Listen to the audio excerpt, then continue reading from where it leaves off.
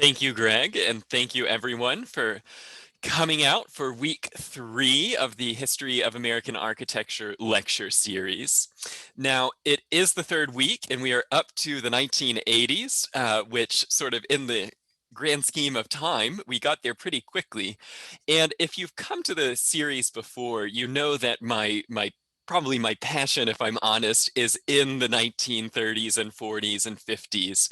And so I wanted to both challenge myself, but also to bring to you new and different stories. And so it also reflects, I think, the progress of the Cranbrook Academy of Art Architecture Department, and that it really had its heyday with Eliel Saarinen in the 30s. It was revived there in the 60s, like we saw last week. And then it's tonight, in the 1980s, with Daniel Libeskind at the helm, it is beginning a sort of new incarnation and the sort of what's sometimes called the Cranbrook's second golden age. And so the visitors who are coming to Cranbrook this week, John Hejduk, Aldo Rossi, and Stanley Tigerman, are very different types of architects than what we had in the previous weeks. Tonight is going to be much more about architectural theory and the way that architecture can be expressed as an idea as much as architecture can be a building. Now, of course, Frank Lloyd Wright had his own theories. Le Corbusier had passionate theories, but tonight it's a new and interesting postmodern world out there. So without further ado, let's get started. Now, each week we're looking at 3 visitors, and this week we have come through the sort of golden age of high modernism with Frank Lloyd Wright, Le Corbusier, and Alvar Aalto. Last week, we saw the way that architects reacted to sort of pre-war modernism in the ways that Minoru Yamasaki is sort of invented this new Gothic romantic modern, the way that Louis Kahn relied on silence and light, and the way that James Wines and his firm Site Architects reacted by trying to reincorporate commercial culture into sculpture and architecture. Tonight's architects are a different grouping entirely, and we will focus first on John Hejduk, then on Aldo Rossi, and finally Stanley Tigerman. If architects in the 40s and 50s were quickly developing what we consider a modern architectural firm, and I mean that in the sort of organizational structure of the architectural practice. In the 50s and 60s, it was an era of teaching architecture and expanding universities of architecture.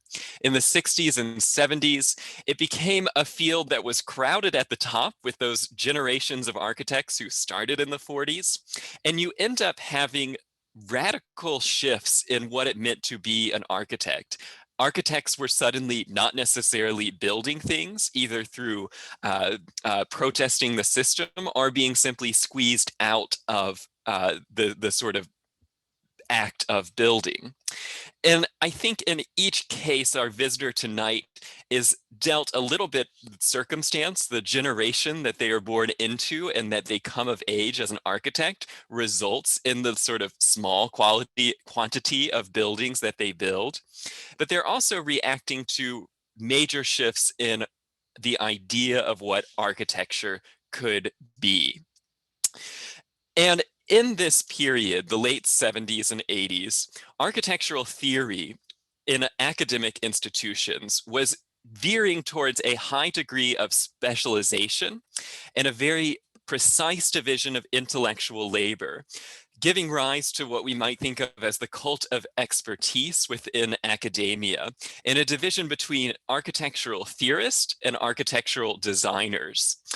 And you end up seeing a disconnect between architectural theory and architectural practice.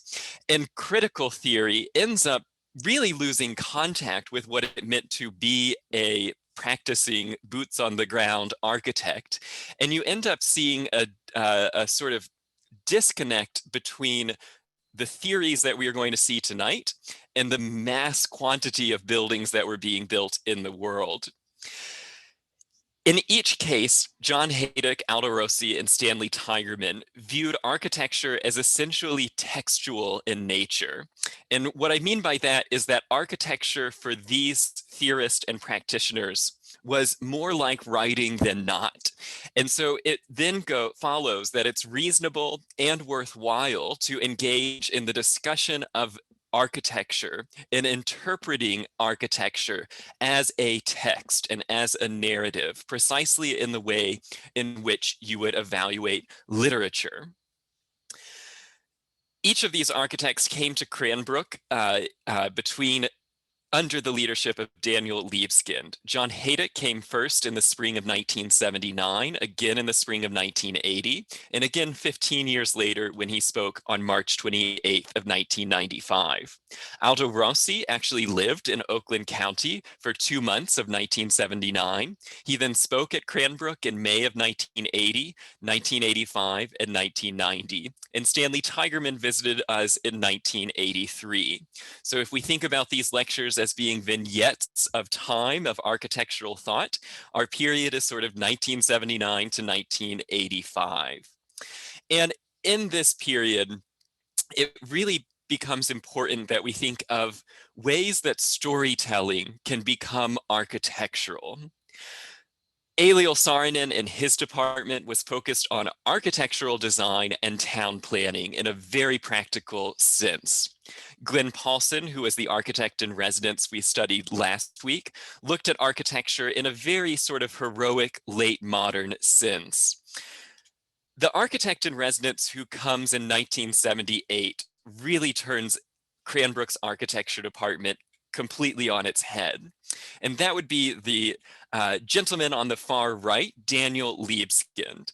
Born to Jewish Holocaust survivors, he was a virtuoso accordion player in Poland before living briefly in Israel and then immigrating to New York. In his 20s, he traded accordion for architecture, and in 1970, he graduated from the influential Cooper Union for the Advancement of Art and Science in New York, where he studied under our first visitor, John Hejduk.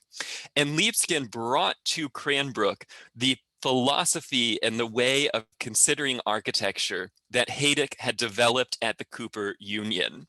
Hejduk's students are some of the most influential architectural theorists of the late 20th century. And there's a distinct way of working that he developed at Cooper Union in his time there from 1964 until 2000. He served as dean from 75 to 2000. So Daniel Libeskind has come through the Hejduk program, and he arrives at Cranbrook at this very interesting moment, 1978. And Libeskind is challenged to revive a moribund architecture program. Students were attracted to his unique way of conceiving architecture, and his students would work outside in the landscape, crafting complex structures from simple materials, and at the drafting table, developing rich layered drawings that flattened, distorted, and otherwise bewildered architectural representation. He's seen here next to Cranbrook's visionary president, Roy Slade, with a beard in the center. And Roy Slade came to Cranbrook in 1977, and in his tenure going up to the early 1990s, helped to restore both the campus physical plant, the individual departments, and the sort of reputation and the understanding of Cranbrook's legacy. Now, when I say Daniel Libeskind, I hope you think of some of his really remarkable works, all of which date to the 21st century. When Daniel Libeskind was at Cranbrook from 1978 until 1985, he was a paper architect. And so buildings like the Jewish Museum in Berlin on the top left, his first building, the Denver Art Museum at the top center, the reconstruction of the World Trade Center site, or the Toronto Art Museum, or the Imperial War Museum in England, all came well after he left Cranbrook, and they all came after he made the transformation from paper architect to starchitect.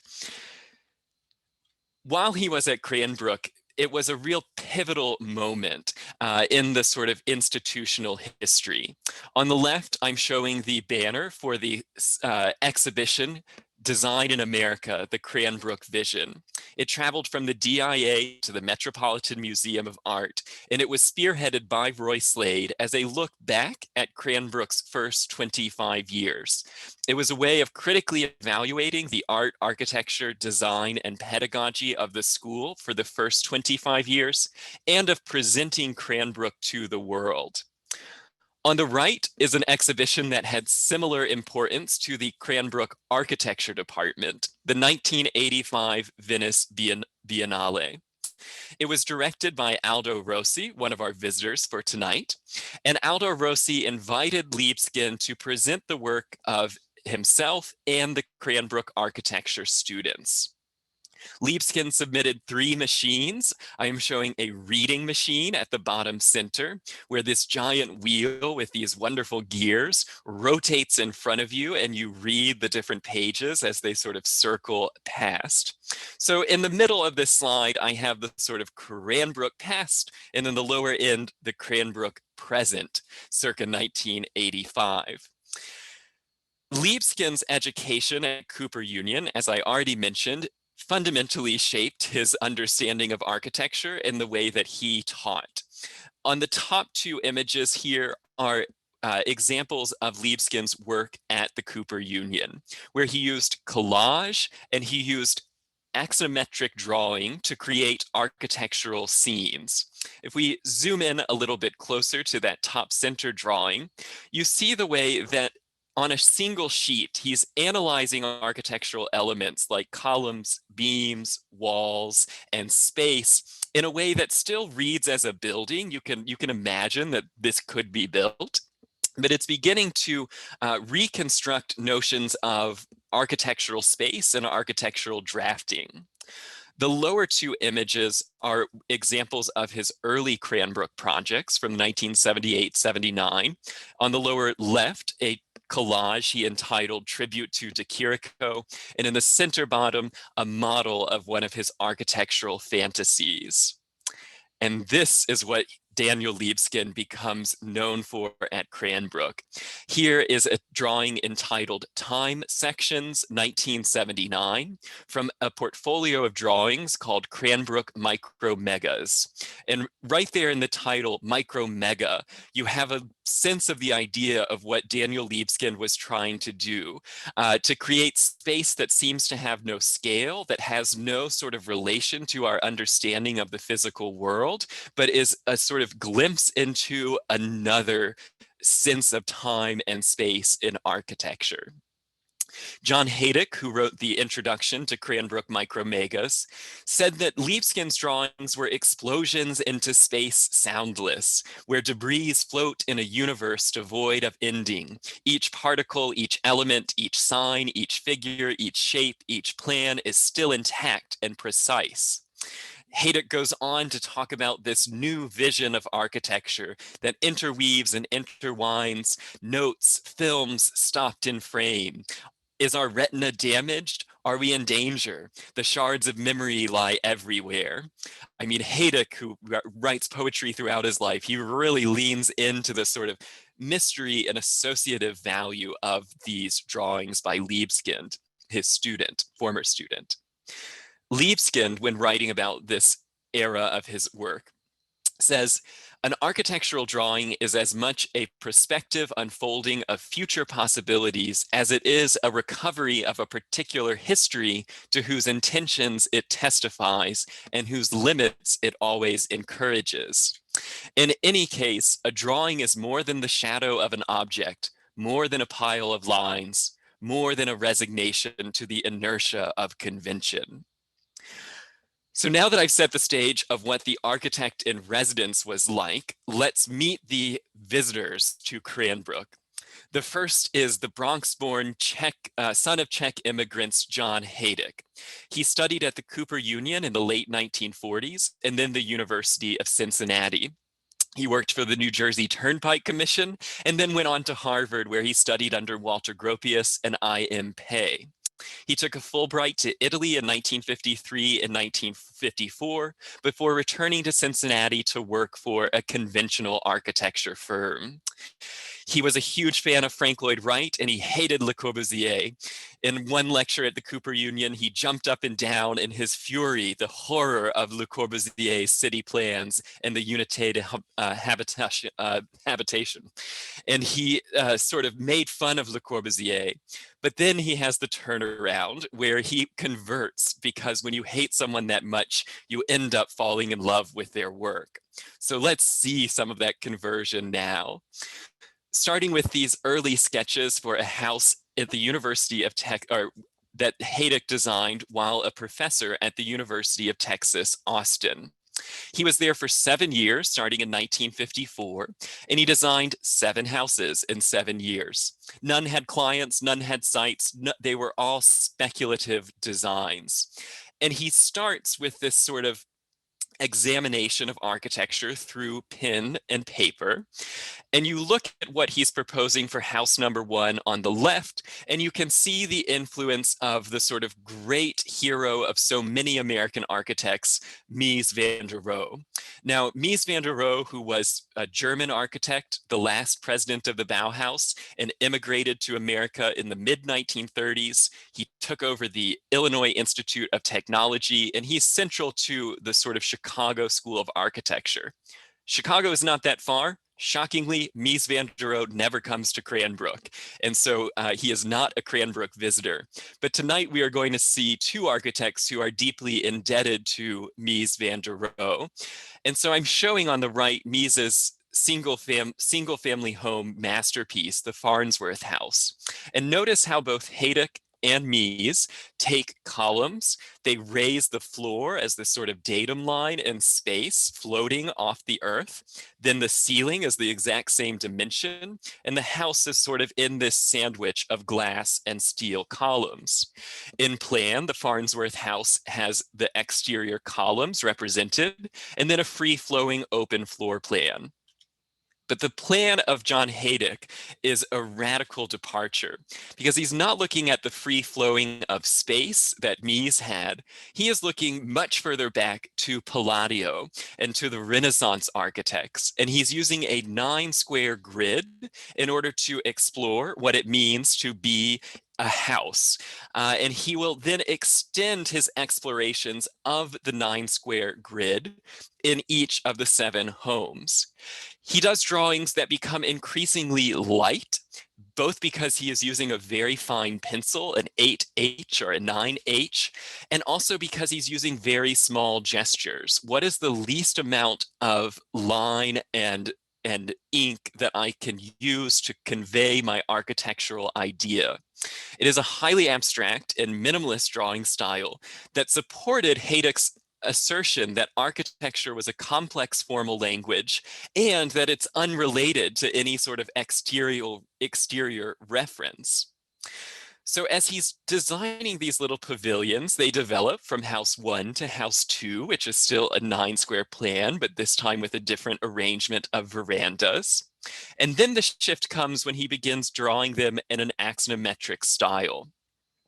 And this is a version of modernism, a version of drawing that was by the 1950s pretty arcane as a drafting technique. It had been very popular in the Dutch De Stijl movement of the 1920s, which I'm showing an example of on the right.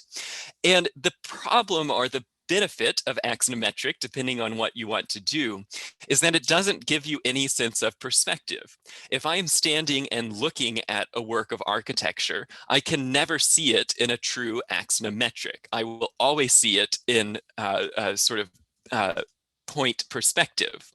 And so by drawing his architecture in axonometric, everything is abstracted. It becomes more of a sort of spatial experience and less of a representation of an actual building. He continues on in these explorations where house number 3 becomes enclosed with 2 courtyards. And in each house, he is shifting the way the columns are set. The wall planes are slightly changing how they are placed. And he's really exploring these minute changes in details. In house 5, he gets to finally an empty space, much like Mies, where all of the furniture is arranged around this central dining room. But the grid, the 9-square grid, lives on in the tracing on the floor. It lives on in the same arrangement of columns.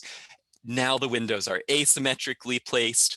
And as he gets to house 7, he gets to a 3-story house, which suddenly becomes a perfect cube. And so he has worked his way up from a perfect square plan to now a perfect cubic house. And he spends this 7-year search in Texas generating principles of form and space. He attempts to understand certain essences in regard to an architectural vocabulary. And he hoped to establish a point of view, a belief that through self-imposed discipline, an intense contained study, a liberation of the mind and a liberation of the hand, and therefore a liberation of architecture would be possible. His next series of houses are the Diamond series. And you think, Kevin, you just showed me 7 houses that have square plans. Turn them 45 degrees and you have a diamond. But the miraculous thing about the diamond is that when you then throw it into the axonometric projection, you end up with something that's that is quite different, because now you are projecting a 45-degree angle at 45s, and you end up with a rectangular representation of the diamond house. And it posits sort of architecture as painting, that architecture, that these projects don't need to be built, and there needs to be no intention to their being built for them to have value as architecture. And so it is this sort of hermetic view of architecture, because one has to see the drawing to understand it. You can't just stumble across this house in the landscape, or you can't visit this museum. But instead, he is continuing to explore certain themes with paper and ink and pencil. And here in his last of the Diamond series, Hejduk adds in these little worms that seem to be occupying the middle of the diamond house. And when they become projected, they become this sort of biomorphic shape in the diamond. And I think the next logical step is to eliminate the diamond, and we get to the wall series of houses. And I love this section cut on the right, where it is the ground plane and it is a section cut through the wall. And he envisions the house as this sort of saddlebag, where all of the circulation and the sort of necessities of a building, bathrooms and kitchens, are on one side of the walls, and all of your living spaces are hanging off the front of the other side of the wall in these glass boxes. And you can't look at this in the way that the Texas houses are sort of pure abstraction of architectural space, because now the house, I think, is saying something to us about what does it actually mean to live in a house that is divided by a concrete wall, in other proposals divided by a stainless steel wall, so it would actually be reflective in the landscape. And what is the sort of public view of this house versus private? What does it mean to actually reside in a house that is a sheer wall, closed on one side, glass on the other? And he begins to express these ideas not just in his precise way of drafting, but in these more evocative felt tip pen and marker drawings, where you see the same project here on a sheet of lined notebook paper, or here on a sheet of cardstock.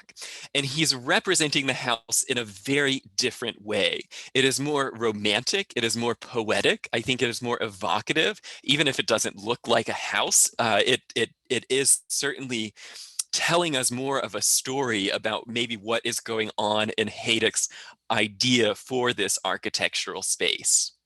He also gives up the naming convention, and he stops numbering. He gets to 19 and he begins assigning them names. So you have projects like the Dilemma House. And you may notice here that there is still a wall. So he's still expressing his interest in the wall house.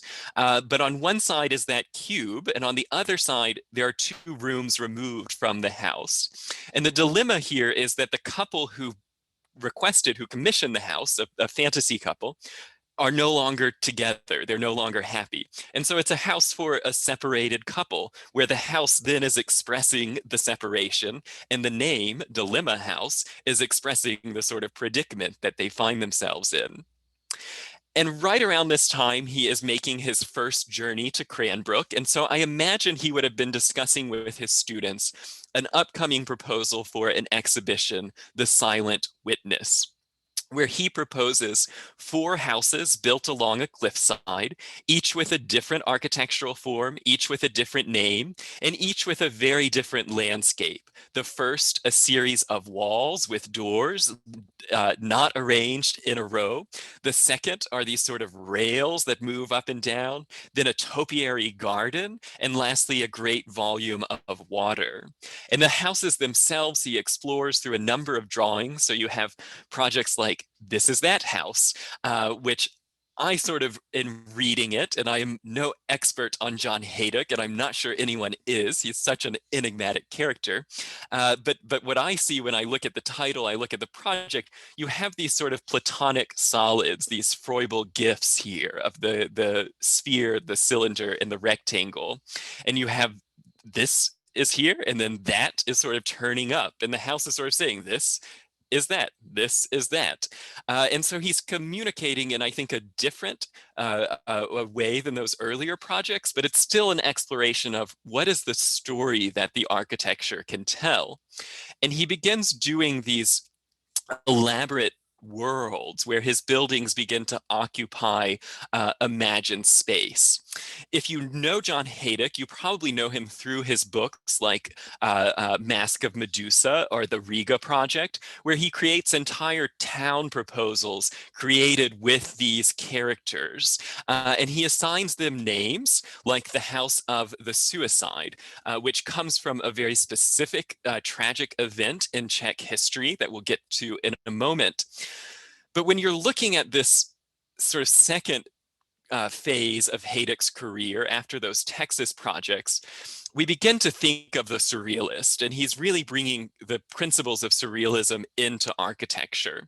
And Max Ernst, who was an artist that Hejduk admired, he creates these scenes where he is collaging different elements together. He's using different scales and perspectives, and then he is using titles. 2 children are threatened by a nightingale to create a mood for the viewer. So you see the Max Ernst painting, you read the title, and you have a reaction to that assemblage. And I think that's exactly what Hejduk is beginning to do with the architecture projects that he's proposing around the time of his Cranbrook visits. In 1968, when the Soviet Union invaded Czechoslovakia to mark the end of the liberal reforms of the Prague Spring, Jan Palach, a Czech university student, committed suicide by setting himself on fire in the central square of Prague. 4 more students would follow after him, and Hejduk was deeply moved by the tragedy of the Soviet invasion and by the suicide. One of Hejduk's colleagues at the Cooper Union, David Shapiro, wrote a poem, The Funeral of Jan Palach, and it was this poem that Hejduk drew inspiration for the House of the Suicide. Hejduk proposes a pair of buildings. On the left, the House of the Suicide in stainless steel with no doors and no windows. And on the right, the House of the Mother of Suicide. And this is the house that has 1 door and 1 window, where the door, you can go into the door and then you can see through the window, but your entire view is the sun, is the sort of figure of the suicide. I think it's an incredibly powerful memorial to a tragic event. I think it is embodying the sort of existential tragedy of the entire Prague situation, as well as the specific situations of suicide. He's emphasizing the sort of mask, the armor of these events, as opposed to the interiority. These are not meant to be occupied, and you cannot occupy one of them. Now, Hejduk will return to at the end of the lecture to look at a couple of other of his projects. But I think for the remainder of his life, the next 20 years, he presents a sort of architecture of pessimism. It's a bad news about the modern condition, and it's a sad and lonely world. And Hejduk's work is, I think, embodying and that same situation. It's also implicating itself in the creation of this pessimism and negativity. And Hejduk, he creates this sort of nihilistic architecture for what he views as a postmodern nihilistic world. I tend to disagree. I see architecture as inherently optimistic. It's the act of creation, as Louis Kahn thought. The sun doesn't know its own joy until it hits the side of a building. And the next visitor is someone who sees a very different role of architecture as narrative. To conclude with Hejduk, his visit to Cranbrook, his first visit, invited by Daniel Libeskind, he roams the campus with Roy Slade and Libeskind. And when he returns to New York on the Cooper Union letterhead, he writes to President Roy Slade, and he says, "My God, what a remarkable place. I am astonished. Enclosed is a poem I composed about that mysterious atmosphere. I am absolutely delighted that you are there, and I feel a rare situation will be preserved." And like so much of his architecture, he composes a poem to accompany his feelings created by the space of Saarinen's buildings at Cranbrook. Just the first few lines here: Europa rides a bronze bull, her metal hand touching his erected tongue. Lily pods push up against the spring ice membrane. And he continues in this sort of poetic understanding of standing at the art museum at Cranbrook. Now, hot on his trails, just a couple of weeks after Hejduk's lecture, was Aldo Rossi's first lecture at Cranbrook. Aldo Rossi and Hejduk were friends. They had become linked in 1973 when there was a show about both men's work in Zurich. Aldo Rossi comes out of the humanist tradition and the sort of projection of the city in our mind and the projection of the city onto itself. Rossi addresses the sort of city as a collective, whereas John Hejduk praises the heroics of the individual and the sort of nihilism of the individual. Rossi is addressing the sort of collective, the identity of the city. His work is a real foil and a challenge to the formal and social isolation of Hejduk's architecture. And when Vincent Scully, in the foreword to Rossi's monograph, considered what made Rossi so good, so admired, so moving, Scully traces it back to Aldo Rossi's experience, his background as a painter architect in the tradition of Émile Saarinen and Le Corbusier, that he is someone who sees the world with a painterly vision, and that he then makes places, piazzas, as stages and as paintings bathed in the sort of Italian metaphysical light. Now, Rossi's 1985 lecture will be what I focus on here, and I want to present the projects that Rossi presented at Cranbrook in his lecture. And he titled the lecture An Analogical Architecture. It was a title he had first used for an article in Italian in 1966 and in English in 1976. And he's getting the word analogical from Carl Jung, where logical thought is what is expressed in words directed to the outside. Analogical thought is sensed yet unreal, imagined yet silent. So logical thought, you can have a discussion. We are engaging in a logical lecture tonight. Analogical thought is a meditation. It's a sort of reflection. It's a personal journey. It's the interior monologue. And Rossi wants to use analogical in a way to retrieve the unexpressed and the inexpressible of architecture. And because of that, he then uses certain forms throughout his career, and the forms have enormous sort of associative value to the Italian urban landscape. In his analogous city here, we see how Rossi is over a plan of Rome, layering a number of his projects that we are about to be introduced.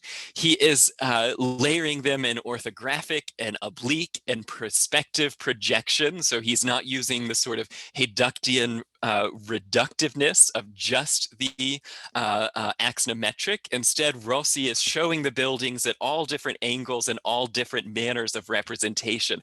And he is collaging the city together in the manner of Colin Rowe. But Rossi's great hero is Palladio. Just like John Hejduk, he's inspired by the Renaissance artist, and in most of Rossi's books and lectures, he would reference this painting by Canaletto, the great Italian painter. In Canaletto's painting of Venice, he shows three buildings by Palladio as if they were actually there in the cityscape, but they are not. The bridge is a design that was never built, and the buildings on either side of the Grand Canal are not in Venice, but are on the mainland in Vicenza. And it is this sort of analog to the real Venice, composed of real elements related to the real history of architecture. But through geographic transposition, the monuments of one city have been layered onto the sort of actual place of another city. And so it is a very believable fantasy. And that is what Rossi then spends the next of his career attempting to achieve. And he works in pastels and in watercolors, doing these very evocative renderings of his projects. This is an early housing complex where he sort of begins inspired by Le Corbusier, but then he becomes sort of disenchanted with the Corbusian nature of repeated space. And so Rossi penetrates the building with this triple stairway that leads into that most Italian of forms, the arcade. And so he uses simple geometries of the past and he puts them into contemporary needs to go sort of beyond just the function of housing, but to create this associative architecture. And for Rossi, the association of a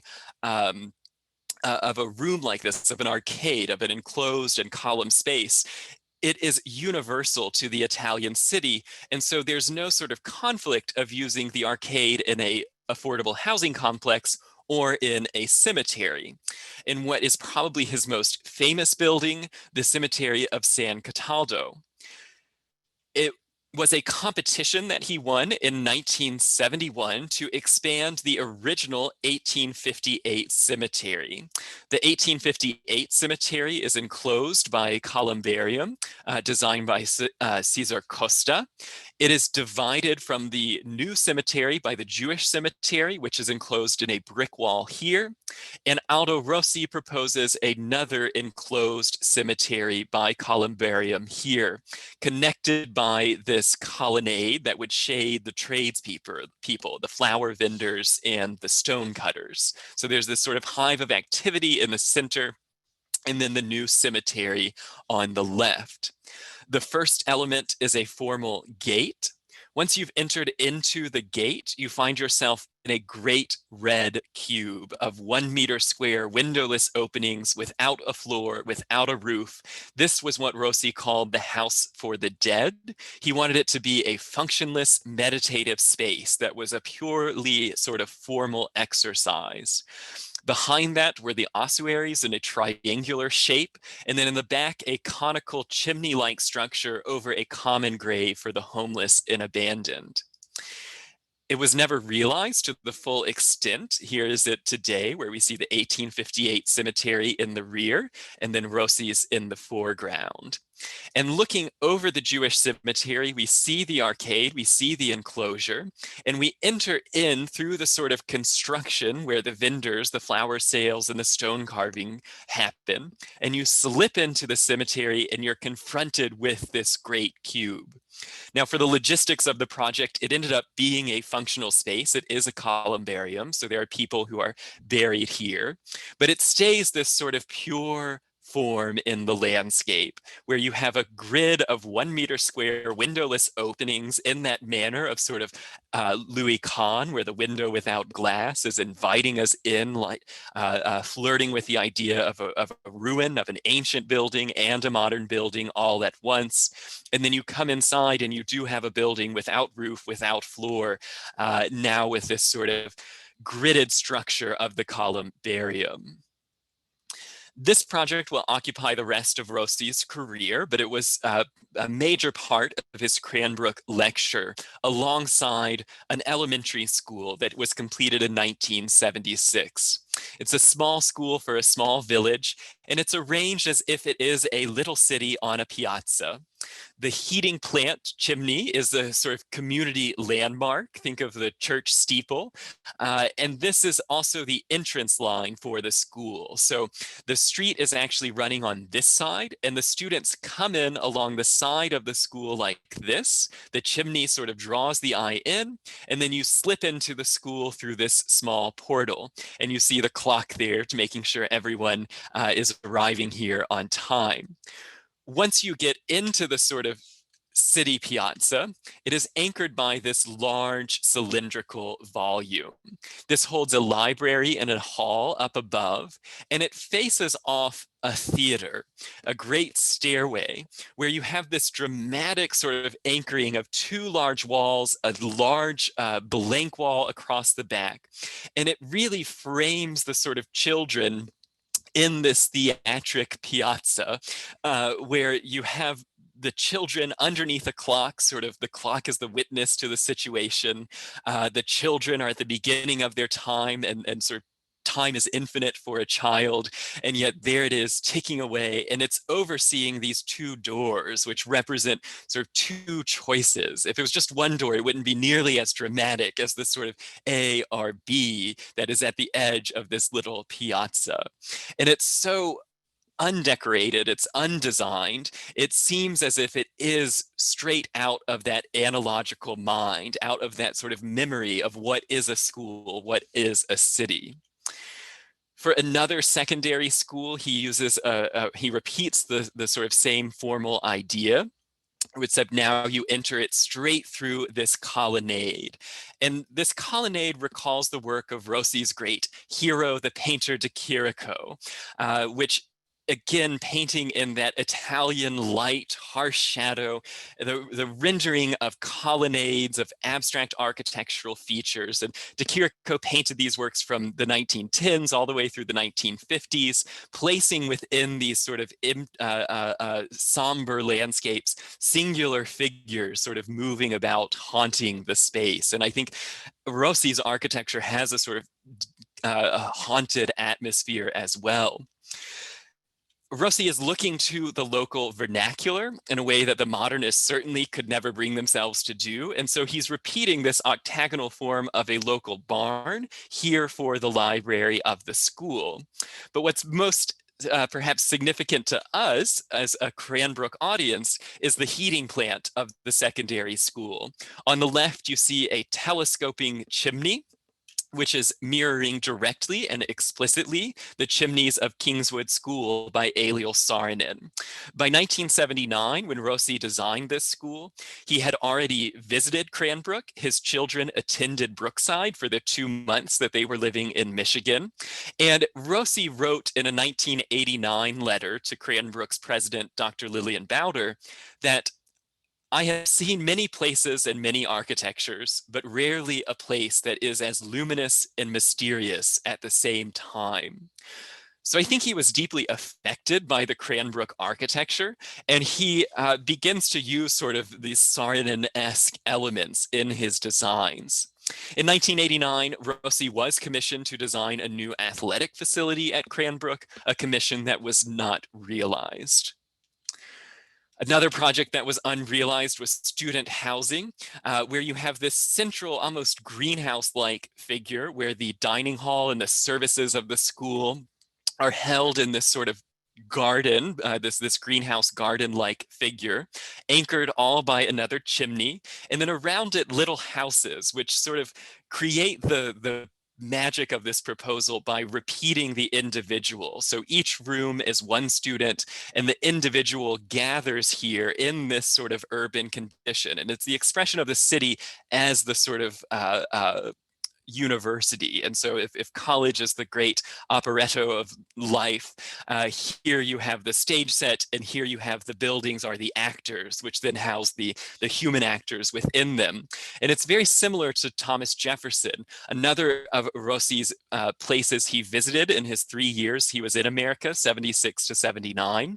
And he admired Jefferson's creation of an institution where the library of Jefferson sits as the sort of head of the college. The larger buildings are the institutions, the faculty housing, and then the ring of small columns represent the individual students, all of which are coming together for this community. And this sort of idea of community, of narrative, of theater is really omnipresent in Rossi's work. So much so that he is known as a theater designer, including this little scientific theater, named scientific because it is a small construction, a little machine for the studying of architectural elements.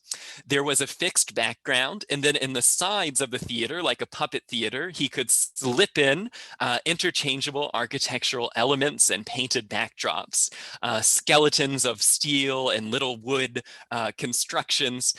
And it was a way of sort of creating action in his architecture, in his thinking about architecture. Here you see the change in scene as the columns are slipped in. But his most theatric and my favorite of his buildings would come in 1979, when he builds in the Grand Canal of Venice a floating tempietto, a little theater. And it is the child of 16th and 18th century floating pavilions, where you would have operas performed in the Grand Canal to viewers around, or in the Piazza San Marco. And for Rossi's design, it is a steel scaffolding welded to a barge. It's about 11 meters high and sits 250 attendees.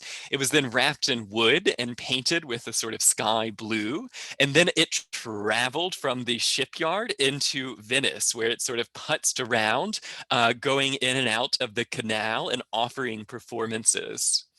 Now, after the Venice Biennale of 1980 closed, it then got the tugboat behind it, and it puts down to Yugoslavia, and it went and it visited the Venetian colonies, offering, instead of trade in goods, a trade in art and culture. And so it would pull into these ancient ports, and then performances would be staged within this sort of floating temple of architecture.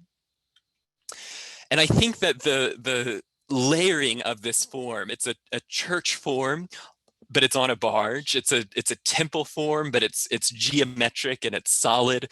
It is a building, but it's also it's made of scaffolding, and so it's layering together all of these different ideas and these sort of contradictions and complementary ideas. And it layered into Venice or into Yugoslavia, it becomes part of Rossi's idea of the an analogous city, of this sort of city of memory and of thought. Now, Rossi would continue to lecture here into the 1990s, so I thought I would just show some of his later buildings that were on the drawing boards, and he may have spoken about these at Cranbrook. The way I know what he spoke about at Cranbrook is that the lecture was transcribed. Of course, the transcription has not shown itself to me yet, but in the transcription, the assistant who actually wrote it said, "We cannot publish this. He said he was giving us a new lecture, but this was published in 1976, almost word for word." So I went back to the 1976 Architecture and Urbanism magazine, and I saw exactly what Rossi presented. But perhaps in his 1990 talk, he was able to present his housing project in Berlin, his theater construction in Genoa, his new civic center in Italy, or the town hall elsewhere. In Turin, the headquarters of Valentino and Armani, which have this wonderfully blank facade leading to two great white columns with a green steel beam across the top. I love the sort of play of classicism and abstraction in the Casa Aurora. Or his shopping mall, which is completed in 1988 and is a very beautiful shopping center in the suburbs of Parma. And it brings us into something that certainly Hejduk's work doesn't reflect, but that Rossi's is beginning to, which is the 1980s as a decade of consumption, and the 1980s as this sort of era of artifice and of mass production, of glamour, of synthetics, of big hair, big fashion, big personalities. It is a moment of great celebrity, and it's a moment of great acquisition. And you begin to see architects packaging themselves as items in which to acquire. The term starchitect, the invention of the architect as a celebrity that Frank Lloyd Wright had pioneered in the 1930s, Le Corbusier around the same time, but that was not generally considered the way to make it in architecture. Suddenly, every architect wanted to be a product and to have products to sell. And if you think about Eliel Saarinen and his conception of designing objects for the use in the home, Eliel Saarinen was designing at every scale because he viewed architecture as existing at every scale. And therefore, if he built a house, then logically he should build the furniture and he should build the tea set and the forks and knives. But for Saarinen, the fork and the knife would never be tiny buildings, and the table was never going to be a reproduction of the house at a smaller scale. And he wasn't really usually designing for buildings that weren't his own. The 1980s see something entirely different with companies like Alessi and Swid Powell, where the architect is building tiny buildings for mass consumption and for a large audience so that you too can have an Aldo Rossi analogical city on your desktop. And Rossi is explicit in making this connection that his services are little buildings in the way that he draws these for production. And if postmodernism, if the designer decade, this sort of theatrical moment in time, was this one element of the 80s, Hejduk was another. There is, I think, a more commercial and a more distinctly perhaps American way of being an architect and a theorist and a designer in the 80s. And for that, we introduce our third visitor, Stanley Tigerman. And Stanley Tigerman, for the great company Swid Powell, produced a line of tablewares inspired by his architecture, by his cartoons, and by history.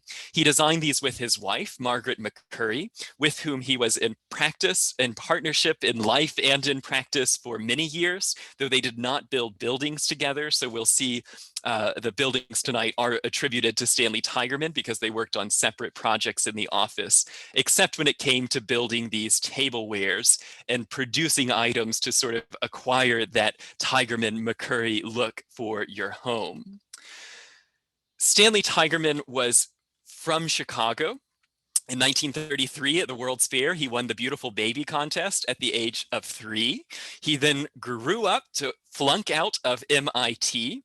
He returned to Chicago to work as an architect or as an assistant to George Fred Keck. He served in the Korean War, and then he worked for the great Chicago firm of Skidmore, Owings, and Merrill. These were the days when you could flunk out of MIT and become a licensed architect simply through experience. He then worked for Harry Weiss, and then he enrolled at Yale in 1958. He studied under Paul Rudolph, and he opened his own practice in 1964. He was good friends with John Hejduk. They both taught at Cornell in the early 60s. He was also friends with Louis Kahn because some of Tigerman's earliest buildings were in Bangladesh.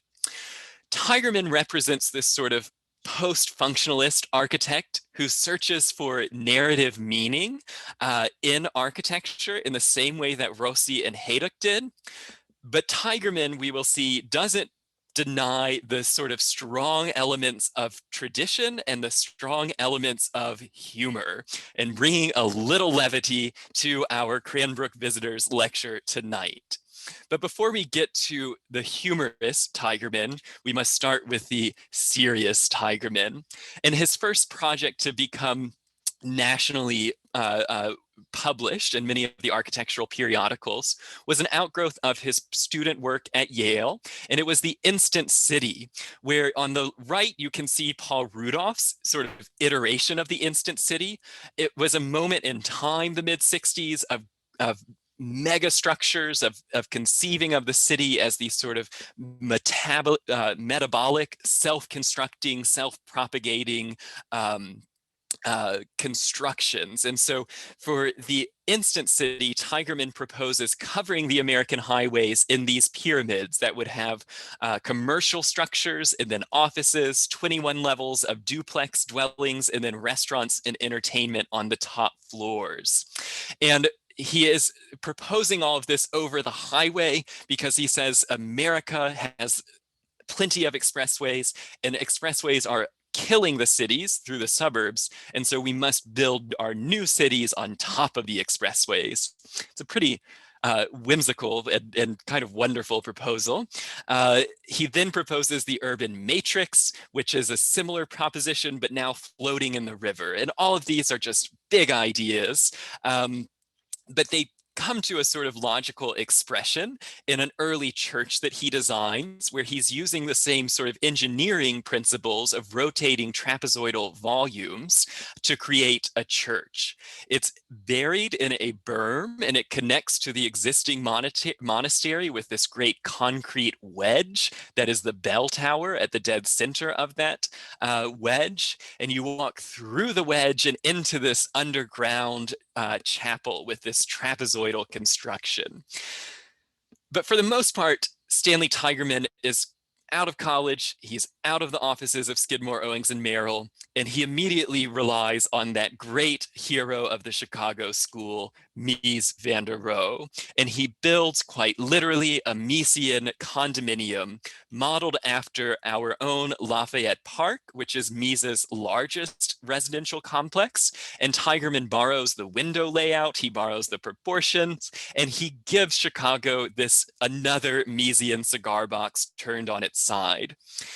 And Tigerman, who had worked for Walter Nesch on the Air Force Academy, begins to feel sort of disillusioned by Mies van der Rohe. He comes up with, or he participates in the great nickname for Skidmore, Owings, and Merrill of Three Blind Mies. And he begins to think, what is American architecture after Mies? And he explores these ideas in a series of houses, starting with the Frog Hollow residence, where a barn that had become dilapidated is rebuilt and given this cavernous new interior, where it is sort of like you're in a Piranesian drawing, looking up and looking down and looking out. And then he sheathes the entire barn in this mysterious black asphalt. It's a very eerie sight in the sort of rolling hills of Michigan farmland. Another vacation home, the Hot Dog House, where you see this blank facade in the landscape. And in this site plan, we have sort of Hejduk on the left, this artificial orchard planted in the prairie. And it's a 10-acre site where half of it has been divided into a pure grid, but notice the driveway is breaking that grid. And then the other half, so we've come through the grid here. The other half is on a steep slope, and it goes into a wooded site. So from the blank facade, you then open up into this glass back. And this series of reversals of sort of artificial to natural, geometric to natural, or to amorphic, opaque wood wall to the wall of all glass. He's really interested in exploring these dualities. The floor plan of the house is quite simple and quite beautiful. It's 15 feet deep by 65 feet wide. You walk into the center, which has the kitchen and bathroom. On the left, the dining room. On the right, the living room, and upstairs 4 small bedrooms. But if he liked hot dogs, he must have really loved roast beef, because his next significant project is an Arby's. And you have to wonder that for someone who's so dedicated to Mies van der Rohe and so dedicated to exploring the possibilities of architecture and theory, and that this commission, was he thinking Arby's? I don't know. But he proposes this sort of precise white, transparent skin, this sort of pure architecture that then is folding in on itself and showing the exposed ducts and the workings of the restaurant. So electrical lighting tracks are painted yellow, fire protection, the sprinklers are blue, and then ventilation and air are painted red. And he has this sort of uh, flirtation with Mies and his grid and structural logic, but at the same time, he's building a fast food restaurant. And so he's also flirting with the idea of the building itself as its own sign. And in that regard, he is looking to the great sort of parents of postmodernism, Robert Venturi and Denise Scott Brown, and Venturi's seminal text, Complexity and Contradiction in Architecture, where the sort of anti-Mies, with Mies's favorite expression is less is more. Venturi's was less is a bore. And Venturi proposes that most architecture can be categorized as a duck or a decorated shed. So your building can either look like what it is, or it can be simply a volume with a sign on it. And I think Tigerman is thinking about Mies, he's thinking about Venturi, he's also looking at sort of technological architecture like the Pompidou Center for the exposed ductwork. And Tigerman sort of brings Renzo Piano and Richard Rogers into an Arby's in downtown Chicago. And I think the project has some meat to it, but his big break comes in 1978 when he does this collage, The Titanic.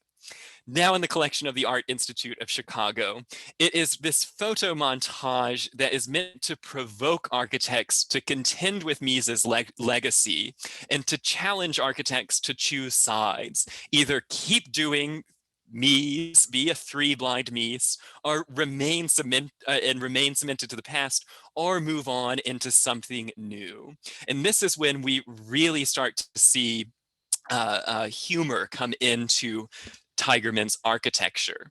At the same time he makes the collage, he builds one of the very first truly accessible buildings, a library for blind and handicapped users.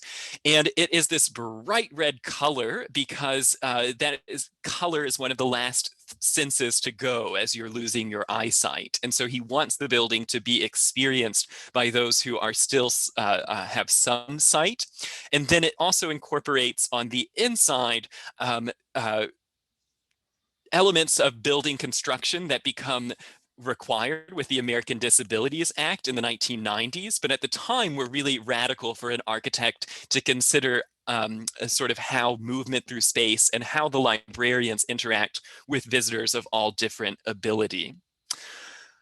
And again, it has the same sort of coding where ventilation is painted blue, structure is painted yellow, cladding is painted red, except in the parking lot of the building is a two-car garage for the librarians in the shape of a car.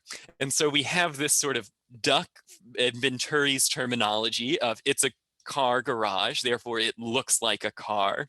And we think of architecture as the communicative form and look back towards James Wines and sight, and thinking about the building as being in this sort of suburban landscape and then communicating with every user, not just users who understand the sort of rigors of theory or the sort of principles of modernism, but users who identify a car because they have been in a car and they know a car and they see a building that looks like a car, and the architecture, it communicates with them. Interestingly, Stanley Tigerman also designed a best showroom, and his was the best home of all, which is a sort of set within a landscape of suburban ranch-style homes with hipped roofs and front garages, corner windows, except his suburban ranch house is 4 stories tall. Just like the neighbors, he proposed elaborate festival decorations for each holiday, and it's the sort of mother house of the then suburban neighborhood. It is the provider to all of the other identical houses. This project was executed for the Museum of Modern Art and was never realized. his project that he must have been discussing in his 1983 lecture at Cranbrook was one of his celebrated designs for retail, for the Knoll showroom in Houston. It was a rehab of a 1917 building, so he wrapped an existing building. And think about Aldo Rossi and his creation of piazzas and of making urban space. And then think of Houston, not exactly known for its urbanism and its downtown core. And so Tigerman proposes making the parking lot function as both parking, but also as a piazza. And so he builds these light steel framed grids. They make me think of Hejduk. And then he fills them in with these angles that look like a house, which makes me think of Rossi and that idea of the architecture as a sort of subconscious. And then he fills it in with screen panels. You may notice floating in the trees here are little cartoon angels that I don't know how long they did it, but they would hang these angels, paper angels in the trees. And then when you visited the showroom, you sort of reached up and you took one with you. And then at night, the existing building, the 1917 building, is projected through his grid of red steel and white screens. And then on the inside, you have this long central corridor covered by a skylight. And then on the showroom sides, you have Mises furniture retailed by Knoll in America. You also have Richard Meyer over here, a newer Knoll piece in 1982. But at the back, this figure here is the weaver Arachne, and she sits here displaying the fabric of the month. And if you don't know the story of Arachne, she was a goddess who got into a weaving competition with Athena. Athena lost and then turned Arachne into a spider. Here she has been transfigured back into a golden goddess in order to display the Knoll textiles. And I think back to De Chirico and his placement of sort of classical figures in space. And I think of Hejduk and his buildings, and though none of these were realized as permanent structures, a number of his projects in the 80s that begin as sort of sketches of figures, the house of the musician, where the musician is the house and the house is the musician, is also like a sort of god within its space. I'm not sure that Tigerman was thinking of Hejduk so much as he was thinking of his great mentor, Paul Rudolph, and Rudolph's placement of Minerva over the drafting table, and the sort of power of bringing a god into a modernist space. And Tigerman is thinking about all of these, of angels, God, heaven and hell, architecture, good and evil, grid and breaking the grid. And he does these wonderful series of drawings. And from the early 80s on, his buildings are always accompanied not by sort of delicate pencil constructions, but by these felt tip pen and crayon cartoons. And so here we see Magritte, the great surrealist artist, who is looking at the pre-paradise of Stanley Tigerman. You have a circular saw here in the center. He's an architect. You have the architect's tool, the compass. Here you have a Knoll catalog open next to a Mies Barcelona stool. You have the cars from the car garage. And then up here you see the Knoll showroom and some of his other early work exhibited here. Now, he moves into this idea. He is probably the most socially minded of the architects, and he does a number of projects for child and social services and for anti-cruelty societies. Here, an animal shelter where the front of it looks like a dog, his nose and his floppy ears. And then in his drawing of the animal shelter, you see instead of cars in the parking lot, we have the row of dogs coming to the shelter. Or at the Baha'i Archives, where he proposes building on the left a building underneath this waveform with an all-glass interior, opposite a topiary. And he's bisecting this perfect square, and on this sort of timeless form of the square cut in half, he's put topiaries on one side and then the building on the other. But you step inside and you have these Corinthian columns which are supporting a light blue trompe-l'oeil ceiling. And so even though he draws it in this very Heydukian plan oblique, it is a pretty far cry from Hejduk's sort of abstraction. He relishes the sort of unique principles, the unique effect that you can get through plan oblique or axonometric and isometric projections.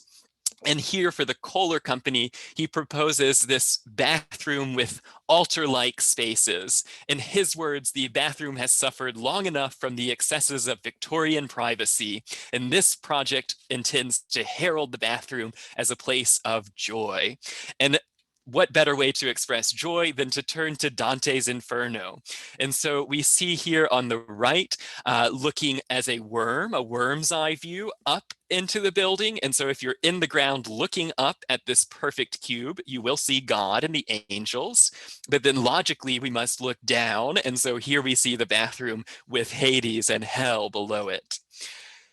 He renders sort of Chicago and the Great Fire of Chicago. On the left, the Great Fire of Mises Chicago, and on the right, the Great Fire of postmodern Chicago. I'm not quite sure why they're both on fire, but of course, fire and rebirth is elemental to the identity of Chicago architects. And these are both Stanley Tigerman's buildings. So on the left, he has drawn the Misesian Tower that we saw from the early 70s. And on the right, he is building a second project for the same developer, where the front of it is going to be identical of his earlier project. They're less than a decade apart. So it will be two Mies towers facing off. But on this side, notice almost like Rossi's projects, there's hundreds of little townhouses with peaked roofs. And at the top of the tower, he puts this great cornice cartoon. So you have sort of architecture history tacked onto the back of a Mies tower. He's either flicking Mies off or he is making a joke at the sort of expense of good taste and structural logic. And then he places these balconies, which Mies became distraught when people would add balconies onto his perfect little cigar boxes. And these balconies take the form of column capitals. And the last of the buildings that I'll present from Tigerman is the architect's own house, designed with his wife, Margaret McCurry, where he pulls up in his excellent Volvo 240 to this sort of temple, this altar in the landscape. And then if we follow the cartoon, we see that the landscape is this great etc., this semicircular apse. And just like Le Corbusier, he has pulled his car in front of the photo, connecting the sort of machine, but here, ironically, because his house is not a machine, it is this sort of barn and basilica with an attached grain silo or baptistry. And the sort of allusions to farming, the allusions to classic ecclesiastical architecture. And then as you turn the corner and follow the path all the way, you get this sort of pavilion in the English garden landscape manner, where the entire site has been conquered by this very small, very cheap sort of weekend retreat. And what do you do if you have a perfect house for yourself and your family, but turn it into a tea set? And so his house, which they call Lakeside after the town, is then transformed by Swid Powell into porcelain as Teesside. And you'll notice the tea tray is that great etc., the semicircular form. And then the house, the baptistry, and the little pavilion. And so we compare Tigerman's allusions to barns and to churches to then one of Hejduk's only realized buildings, which was recently threatened, but has now been, Berlin has committed to preserve it. And in Hejduk's project, the buildings are looking at you. I mean, they have eyes, they have a mouth, but they're also sort of guarding after you. And look at how deep those balconies are in the tower. Is someone up there looking out at you? Are these friendly faces not so friendly? Are they monstrous? And you have this sort of animal forms eating at the edge of Berlin. And it is, I think, it is still communicative, but what is it communicating? And you may remember that Hejduk came back to Cranbrook and spoke in the 1990s. He also had an exhibition that was intended to be organized here of his Victims and Victims 2 projects. And in conjunction with those projects, Hejduk was commissioned to build a building at Cranbrook. Is one of the great regrets of Cranbrook's past, I think that we don't have this. It would be one of the most important works in American architecture had it been realized. Entitled The House of the Poet, it was to be placed on the opposite side of Lake Jonah at the end of Academy Way. And it was formed of 3 little pavilions, 3 little poets, the center being a living room, a kitchen, and then a bedroom. And it was entirely, you got to it by walking up this long ramp from the woods to the edge of Lake Jonah. Now, it was not realized because of the departure of Dr. Bowder, but by this point, Hejduk was building this for a different one of his students, Dan Hoffman, who succeeded Daniel Libeskind as head of the architecture program, but was, like Libeskind, another Hejduk student. Each week, I try to review what the careers of the architects we look at were after their visit to Cranbrook. Hejduk dies of cancer in 2000, and he dies with only that project in Berlin being built permanently. After his passing, Peter Eisenman will build the 2 towers on the right, and then a Dutch architect builds Wall House 2 on the left. And Wall House 2, as interesting as it is, it may demonstrate the power of architecture as a drawing. It comes a little sort of juvenile in the built form to me. Aldo Rossi would build, finally, in his hometown of Milan, a small monument. He would build in Berlin, and he would build in New York, the Scholastic headquarters in Soho. And Stanley Tigerman, who just passed away 2 years ago, would build next door to John Hejduk in Tegel in Berlin. He would build a Mies wedding cake, his term, in Chicago, and the Holocaust Museum in outside of Chicago. So I hope in looking at these 3 architects who use drawing, building, and words all to create architecture as a sort of textual event, that we've seen the shift in theory in architecture and what the shift of Cranbrook was in the 1980s. Hejduk uses language as a sort of way of creating disquieting narratives, while Rossi sort of sidesteps the narrative to use the architecture as the speaker, as the storyteller. And I think that Hejduk, who so beautifully blurs the line of architecture in theory, he expanded the modernist vocabulary into a theoretical realm less concerned with building and more concerned with spatial and constructive effect. Tigerman, who made those drawn commentaries on the history of civilization and culture, took architecture into a new way of being postmodern. And each of them represented a slightly different camp of architectural theory and a slightly different way of thinking about space and thinking about architecture. Next week, we will talk about 2 more Hejduk students, Elizabeth Diller and Ricardo Scofidio. We'll talk about Wani Palasma, and we'll talk about the Swiss duo Jacques Herzog and Pierre de Meuron, all of whom visited Cranbrook in the late 80s and early 90s. Thanks so much for joining us for week 3. We have some time for questions now. You can either type it into the chat or unmute, and I'll see what I can do. Hi. Did any of the architects that we learned about today, did any of them meet Frank Lloyd Wright? That is a great question. Stanley Tigerman may have, because he was working in Chicago in the 50s, which Frank Lloyd Wright would have been there. I don't think that Aldo Rossi or John Hejduk would have met Frank Lloyd Wright. I could be wrong. Yeah. Stanley Tigerman and Louis Kahn, though, were friends, and they actually were Stanley Tigerman was the last person to have a conversation with Louis Kahn before he passed away. Oh. It was actually a very beautiful conversation because Kahn was very reflective about architecture and what it meant to life. So we're lucky that Tigerman was able to be there for him. Thank you. That was a lot of architectural theory for a 4th grader, so thank you for sticking with me. I have a question. It appears that much of their architecture was theoretical and not a lot of it was really produced. How did these men support themselves? That is a great question. John Hejduk did it through publishing books and through being the dean of the Cooper Union. Rossi was also had academic appointments, so he bounced from Cornell to Yale to Harvard. So certainly academic appointments were very important.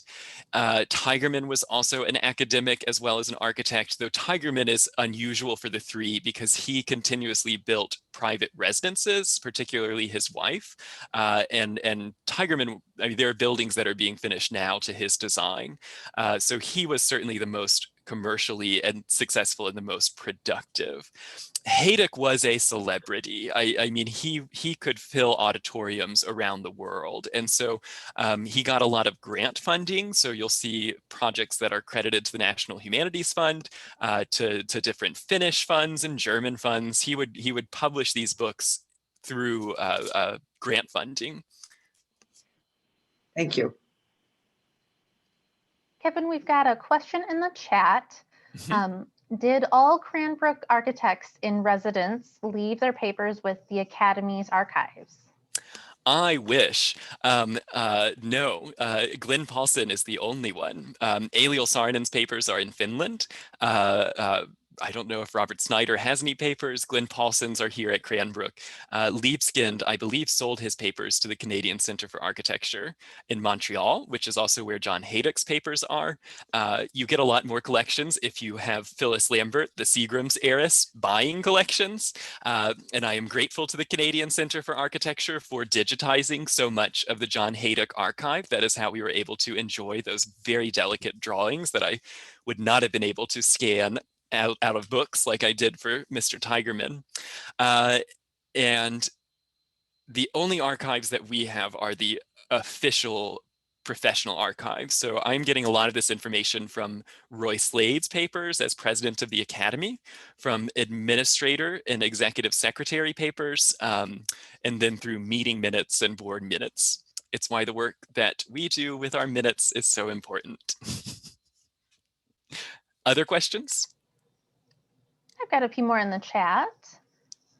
Was Hejduk's House 1 influenced by Andrea Palladia's La Rotunda? Yes, yep. So that was the comparison that I made after the Farnsworth House, was the Rotunda by Palladio, the 9-square grid with a central room illuminated from the top by pumping the floor out. And that really is, I may have undersold it in the talk, that Hejduk was so explicit in looking at Palladio, because that is very postmodern. I do know this is a class for beginners, and it pains me to not cover the entirety of postmodernism and how architects of the 50s and 60s begin using historic forms in architecture. But a lot of them, like Venturi and Charles Moore, are using historic forms as scenes, as expressing the visual of the architecture. And Hejduk is unique for taking a historic floor plan and using it to extract a very different type of modern architecture. Gotcha. And then I've got a few requests for you to tell us about your pin and your little Easter eggs in the background. The pin is Robert A.M. Stern for Acme, which Acme, Alessi, and Swid Powell are the major architect, design, production houses in the world. And so this is a 1984 Robert A.M. Stern Art Deco style skyscraper lapel pin, my former boss and great postmodernist. And then we have over here, in making a lecture, I also decided to make a tiny replica of the floating pavilion from Venice. So that's what I did on Saturday. And then we also have the Titanic by Tigerman back here. All right, I've got kind of a lengthy one for you. Hejduk, and regarding Hejduk, it seems that he was creating an architectural version of Cubism, fractured forms, multiple perspectives, but there were many decades between the invention of Cubism and Hejduk's work. Were there any other architects who attempted anything like this before Hejduk? There is a huge gap. So you have the work of the De Stijl movement, you have Libeskind, you have Kandinsky, you have all these painters in the 20s, you have the Russian constructivists, and they really fall out of favor, especially in the post-war period. And so Hejduk is unique in bringing them back. And even his way of using axonometric projection had fallen out of favor. I mean, you will not find, think about Mises' famous drawing of the Illinois Institute of Technology, where he takes a photograph of the South Side of Chicago and he pastes onto it a white sheet of paper and draws the buildings in. A more sort of an earlier rendering of that would have just done the cubic buildings and expressed them as cubes, as axonometric. That entire rendering style had fallen out of favor, and it was really Peter Eisenman, Michael Graves, Richard Meyer, John Hejduk, the so-called New York Five, are the New York Whites, white being from the white buildings of Corbusier, though they were also all Caucasian. All right. Was Tigerman the first postmodern architect to make such large-scale use of primary colors? It was in the air, I would say. If you pick up a book on Robert Venturi or Charles Moore, color becomes an integral part of postmodernism, in part because it was missing from so much modernism. Eero Saarinen uses color in his buildings, and it causes quite a stir in the 50s. There was this idea that color was somehow unarchitectural because it wasn't expressing the building material. So if you painted or if you veneered something in a color, that was somehow incorrect to the modernist, but most postmodernists then reclaim color, print, and pattern. Okay, I think we have two more. This one's from David. Is there a point that the talks were recorded and your analysis is based on being able to see the speaker's performance in addition to the collateral and collections? One would wish, when you come across a paper record about the video and audio recording of Aldo Rossi's talks, that video and audio existed. Sadly, I could not. Next week will be the first where we do have the recordings. I have laid my eyes onto them, and they are in reserve at the library. All three of these talks, Tigerman, Hejduk, and Rossi, were recorded. All three were probably the biggest events in the 80s, and at some point someone used the master copy for something and it did not get back in the library. So sadly, the cassette tapes are missing. And last one, are Rossi and Tigerman's teapots still being produced? Swid Powell went out of business about a decade ago, a little less. Their archives came to Yale when I was there, and it was my favorite part of my job, was unpacking everything from Nan Swid's house and attic and all of the one-offs, the hand-painted versions. That Tigerman set is, you'll see parts of it on eBay, going for quite a bit. If a full set comes up, it goes for quite a bit more. Alessi is still producing wares. They're based in Italy. They make their pieces, I think, in Czechoslovakia, Asia, and some in America. And you can still get Rossi's espresso maker. And Alessi also makes the Michael Graves teapot, which is probably the iconic teapot, the iconic architect form. And of course, you can get the Target version for much less. So go out there onto eBay, everyone, and get yourself some architect design goods. Live your 80s fantasy with me. If there's no more questions, I want to thank you all for coming with us on this journey. Next week, we'll be looking at some architects who did more building and did less theory. So I hope that this was enjoyable to sort of get back in the mind of what it would have been like to be a student of Daniel Libeskind and Cranbrook's very unique place in the Architecture Academy. And actually, Alyssa, before we close the meeting, a question that was asked this morning was sort of what was Cranbrook's place in postmodernism? And the Cooper Union under John Hejduk was a singular entity. For 25 years, they were under one man's vision and one man's way of working. Libeskind brought that to Cranbrook, twisted it, it became its own thing. We'll talk more about how Dan Hoffman modified the Cooper Union method, but it made Cranbrook and Cooper Union two extraordinarily eccentric and two extraordinarily important and unique places. And so the reason that Charles Moore isn't here, that sort of Bob Stern isn't lecturing at Cranbrook, is that the architecture department here at Cranbrook was fundamentally different from most every other architecture school in America. And our sort of postmodern moment, I emphasize the sort of post and modern because we're not quite postmodern in the way of Michael Graves and other flashier postmodernists. Cranbrook is it's a distinct beast all its own. I do have one last recommendation. You will be invited shortly after this to a lecture that is on Thursday.